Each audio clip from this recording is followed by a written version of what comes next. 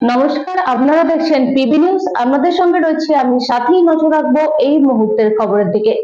বাঁশ বেতের তৈরি বিভিন্ন সামগ্রী তৈরি করে স্বাবলম্বী হওয়ার পথে আগরতলা নন্দননগর এলাকার শঙ্কর পাল। বিগত ৪৫ বছর ধরে আগরতলা নন্দননগর এলাকার ৬০ বছর বয়সী শঙ্কর পাল নামের এক ব্যক্তি বাঁশ বেতের তৈরি চেয়ার, টেবিল, দোলনা, সোফা থেকে শুরু করে বিভিন্ন ধরনের সামগ্রী বানিয়ে তা বিক্রি করে আজ স্বাবলম্বী হওয়ার চেষ্টা করছেন। সংবাদ মাধ্যমের মুখোমুখি তিনি জানিয়েছেন, ৮০ দশকের দাঙ্গার সময় যখন মানুষজন ভয়ে প্রাণ বাঁচাতে এদিক ওদিক ছুটতে শুরু করেছিলেন, তখন শঙ্কর পাল নামের ওই ব্যক্তি বাড়ি থেকে পালিয়ে গিয়ে গুয়াহাটি, হিমাচল প্রদেশ থেকে শুরু করে ভারতের বিভিন্ন জায়গায় ঘুরে আবার ত্রিপুরায় এসে তিনি বাঁশ বেতের তৈরি এই কাজ শিখেছেন। ওনার এই কাজে ওনাকে সাহায্য করেন চাকরিচ্যুত ১০,৩২৩ জনের মধ্যে একজন শিক্ষক, ওনার ছেলে। শিল্পী শঙ্কর পাল আরও জানান, ওনার বেশি অর্ডার ফোনের মাধ্যমে আসে এবং বর্তমানে বাজারে বাঁশ বেতের তৈরি বিভিন্ন সামগ্রীর চাহিদা প্রচুর। বাঁশ বেতের তৈরি বিভিন্ন সামগ্রী বিক্রি করে শিল্পী শঙ্কর পালের সংসার চলছে বলে তিনি জানিয়েছেন।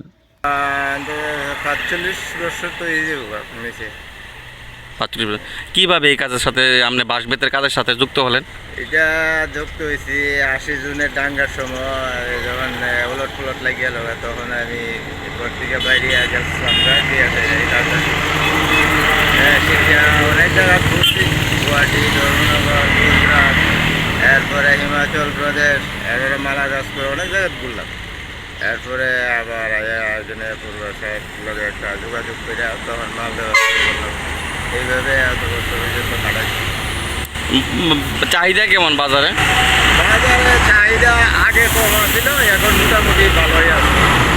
এখন মোটামুটি লোকালে আমরা অর্ডার পাই, পূর্বাশার উপরে ভরসা করণ লাগে না, এইভাবে আমরা চলতে পারি। মানে ফোনে অর্ডারে? হ্যাঁ, ফোনে অর্ডারে লোকাল কাস্টমার দূর দূরান্ত থেকে যোগাযোগ করে আগে। কি কি আইটেম বানান এখানে? ফার্নিচার মধ্যে যে কোনো আইটেম কোন, মানে আমরা যেটা করিতে করি, বা ফটো দেখাইলে ফটো দেখাবেন, ডিজাইন দেখাইলে ডিজাইন দেখাইবেন, এরকম করেছে। Bureau report, PB news. Annapurna medical hall, chemist and druggist. এখানে সকল প্রকার ওষুধ পাওয়া যায়। নবাবহাট মোড়, পূর্ব বর্ধমান।